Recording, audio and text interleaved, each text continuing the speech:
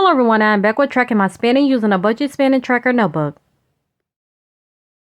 First, I would like to point out that we provide simple and easy instructions on how to use this notebook to keep track, as well as a receipt holder in the back just in case you're eligible for a refund next year during income tax season.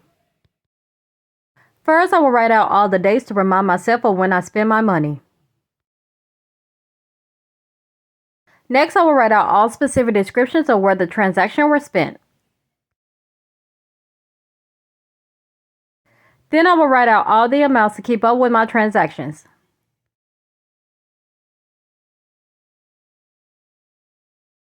Lastly, I will bubble in either cash or a card to confirm what payment method I use but will not be shown due to privacy purposes.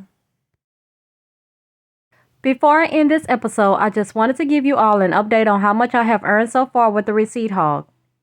I do have enough to redeem points, but I'd rather for them to continue to build up.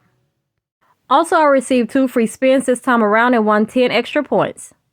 To earn yourself some free cash, check the link in my description box below for more information. Here is my code to earn yourself 5 free spins once you take a picture of your very first receipt. Happy budgeting, everyone. And that is simply it, you guys. Stay tuned with more updates.